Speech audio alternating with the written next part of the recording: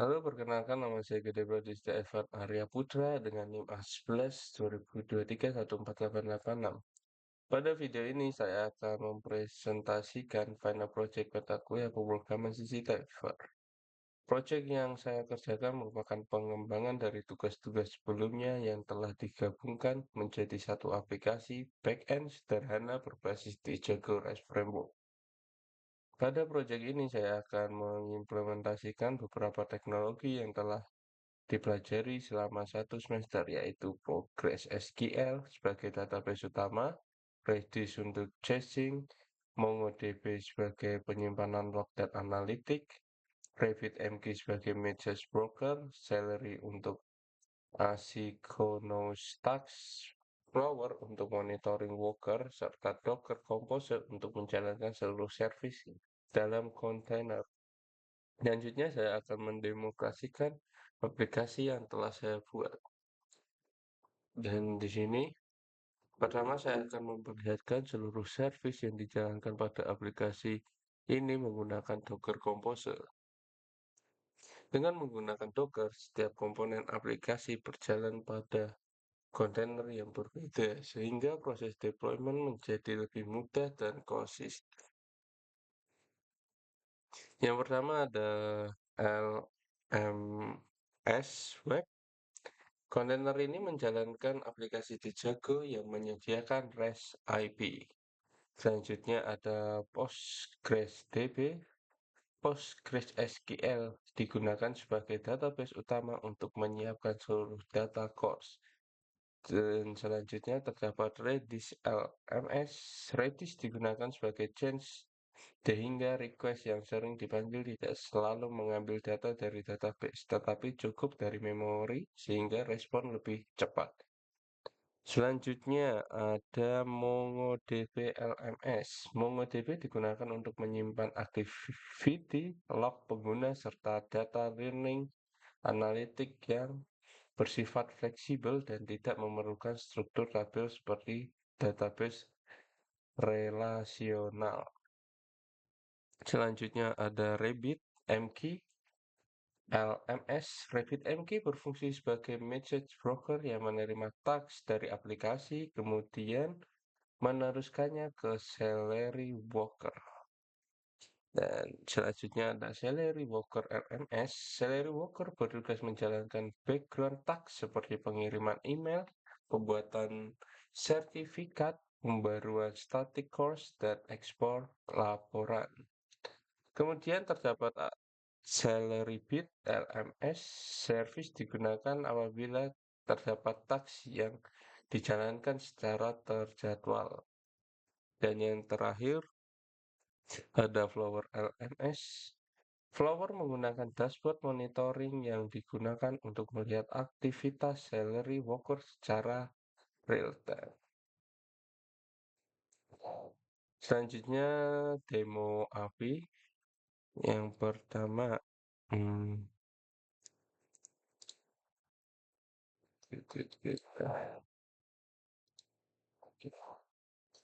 yang pertama ada course list.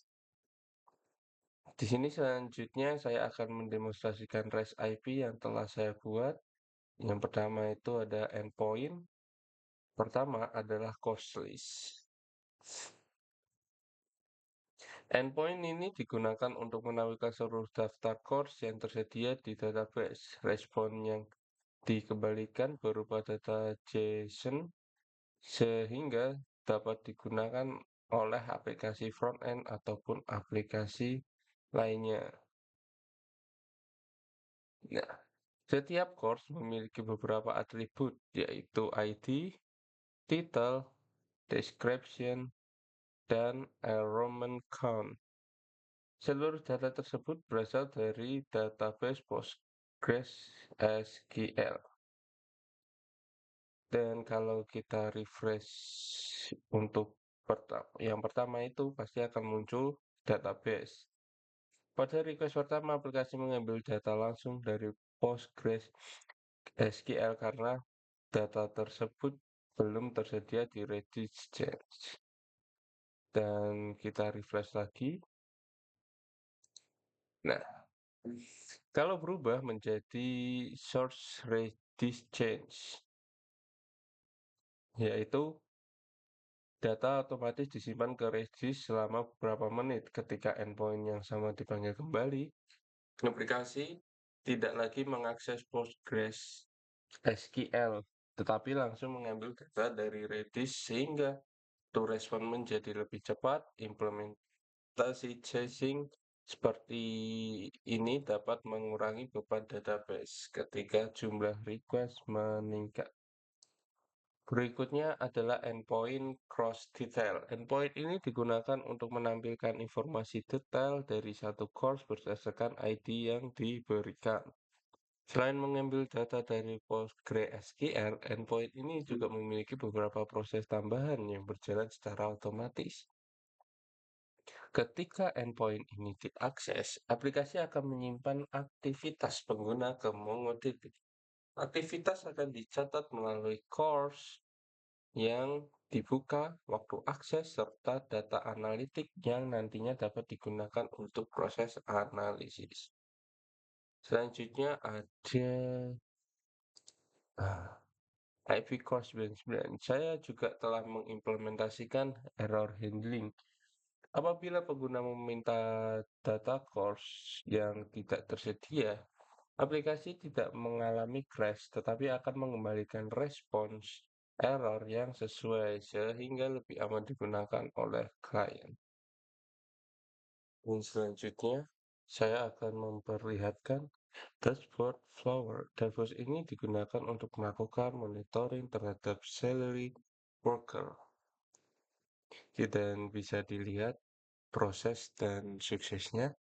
Pada dashboard ini dapat diperlihatkan jumlah task yang berhasil diproses, jumlah task yang gagal maupun status worker yang sedang aktif dari hasil penguji yang terlihat bahwa seluruh task berhasil dijalankan tanpa error. Berikutnya adalah dashboard RabbitMQ.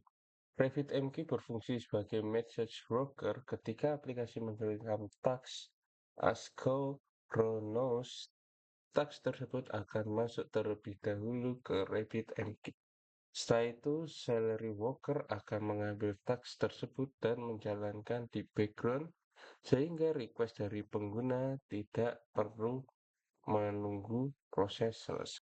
Selanjutnya, saya akan menjelaskan struktur aplikasi yang saya buat. Project ini menggunakan framework Django REST Framework dengan konsep pemisahan modul agar setiap komponen memiliki tanggung jawab masing-masing. Struktur project terdiri dari beberapa folder utama yang bisa kita lihat. Yang pertama ada folder config.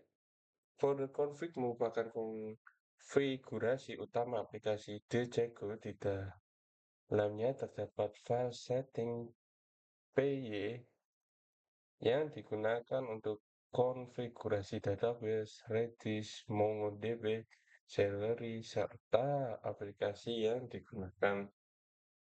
Selain itu terdapat file URL PY yang berfungsi mengatur routing endpoint REST IP.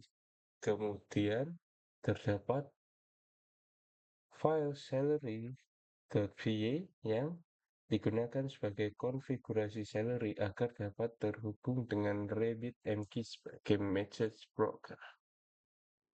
Dan selanjutnya ada folder course.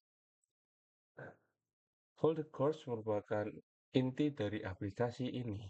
Di dalam folder ini terdapat modul database, serializers, views, routing IP, serta background tags menggunakan Celery. Semua proses code terhadap data course berada pada folder ini. Dan selanjutnya ada folder logs.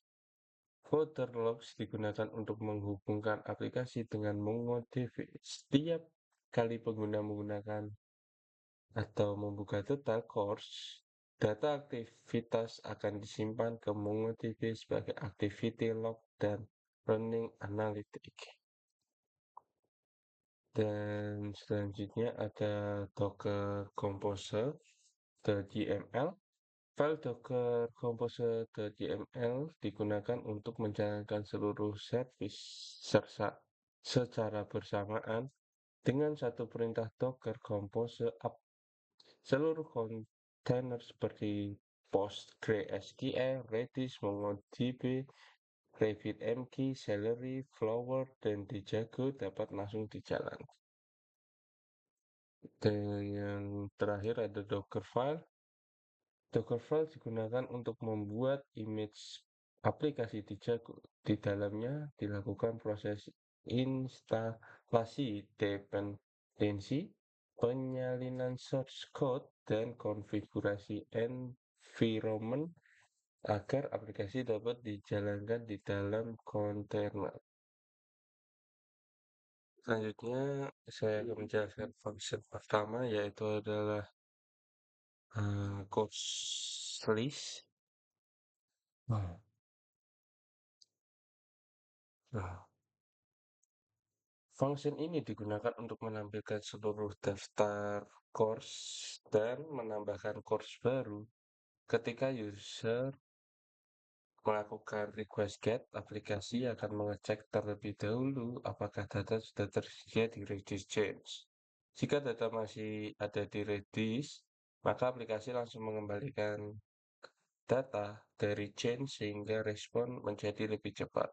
Namun, jika data belum ada, aplikasi mengembalikan data ke PostgreSQL, kemudian menyimpannya ke Redis selama 5 menit, lalu mengirimkan respons ke user. Sedangkan pada metode post, aplikasi akan menyimpan course baru ke PostgreSQL dan menghapus change agar data yang ditampilkan selalu merupakan data terbaru.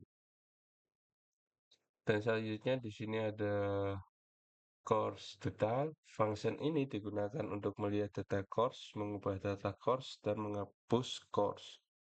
Saat endpoint get dipanggil, aplikasi juga mencatat aktivitas pengguna ke MongoDB seperti course yang dibuka dan waktu aksesnya. Selain itu, data analitik juga disimpan untuk keperluan monitoring. Sama seperti sebelumnya, detail course juga menggunakan Redis Change sehingga jika data sudah pernah diakses, respon akan lebih cepat. Untuk metode put, aplikasi akan memperbarui data course sekaligus menghapus change agar data tetap sinkron. Sedangkan metode delete digunakan untuk menghapus course dari database dan juga menghapus change yang berkaitan. Selanjutnya ada change course dengan change gates untuk yang course list.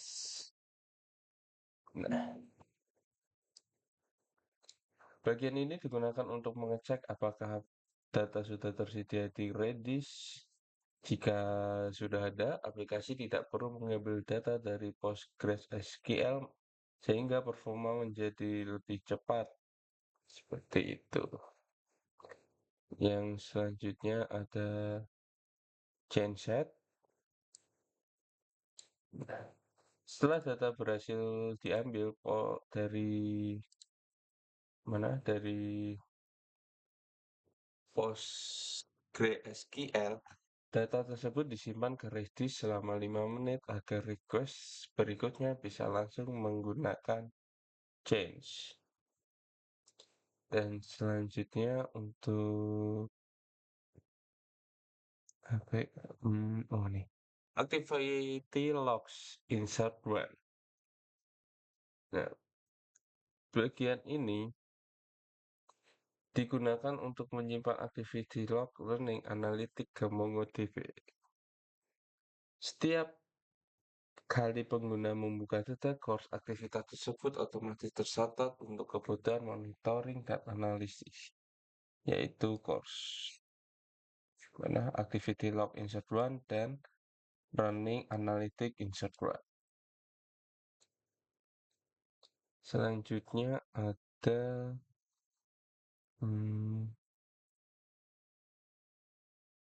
orange Ah, Range limits. Nah,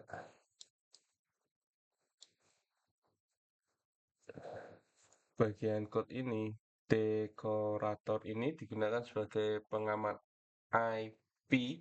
Setiap alamat IP dibatasi maksimal 60 request per menit sehingga dapat mencegah penyalahgunaan atau spam request. Selanjutnya, function ini yang saya akan jelaskan berada pada file tax.py.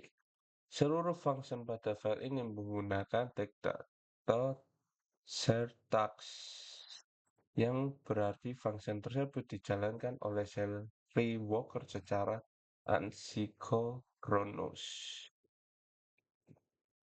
Untuk tax yang pertama yaitu send enroll email. Function ini digunakan untuk mengirim email enrollment kepada mahasiswa. Karena dijalankan oleh Celery, proses pengiriman email tidak menghambat request utama aplikasi. Yang kedua, yaitu generate certificate. Function ini digunakan untuk menghasilkan sertifikat setelah mahasiswa menyelesaikan course. Dan untuk yang ketiga, yaitu update course statics. Function ini digunakan untuk memperbarui jumlah peserta pada setiap course secara otomatis. Selanjutnya ada export course report. Function terakhir digunakan untuk menghasilkan laporan seluruh course dalam format CSV. Laporan tersebut nantinya dapat digunakan sebagai dokumentasi atau proses administrasi. Semua teks tersebut dikirim terlebih dahulu ke RabbitMQ, kemudian diproses oleh Celery Worker. Selanjutnya saya akan menjelaskan database operation. Yang pertama kita buka terminal, habis itu kita ketik docker exit mongodb lms mongos. Bentar. Berikut saya akan menunjukkan bagaimana data disimpan pada MongoDBS. Yang pertama, kita switch dulu ke LMS logs. Selanjutnya kita akan show collection. Nah, di sini terdapat dua collection yaitu activity log dan earning analytics. Di sini selanjutnya kita bisa lihat di collection pertama menyimpan seluruh aktivitas pengguna ketika menggunakan detail course. Dan selanjutnya di DB Earning Analytics Find Property ini, collection kedua menyimpan informasi analitik yang nantinya dapat digunakan proses pelaporan. The DB Earning Analytics Aggregation ini menghitung jumlah total view dan total durasi pembelajaran berdasarkan nama course. Dengan fitur aggregation, MongoDB dapat melakukan analisis data tanpa memerlukan memindahkan data ke aplikasi. Dan untuk challenge dan solusi, selama pengembangan proyek terdapat beberapa kendala yang saya temui. Kendala pertama adalah Celery tidak dapat terhubung ke RabbitMQ karena masih menggunakan alamat localhost di dalam kontainer. Solusinya adalah mengganti konfigurasi broker menjadi nama service Docker yaitu RabbitMQ. Kendala kedua adalah MongoDB tidak dapat diakses karena masih menggunakan localhost.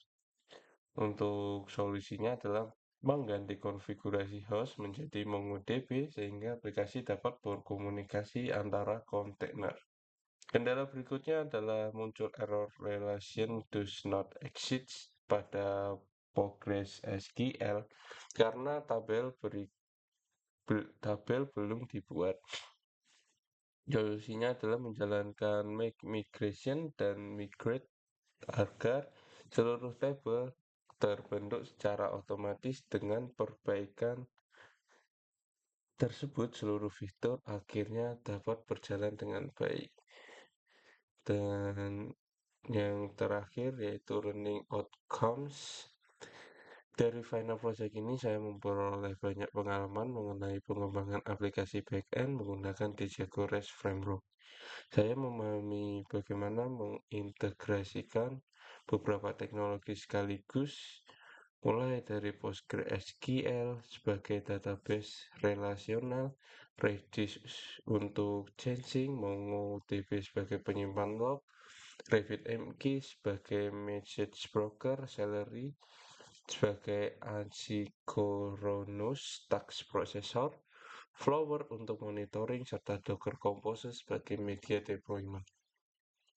Selain itu, saya juga belajar bagaimana melakukan debugging, menyelesaikan error konfigurasi antara kontainer, serta membangun aplikasi yang lebih modular dan mudah dikembangkan. Demikian presentasi Final Project yang dapat saya sampaikan. Terima kasih atas perhatiannya.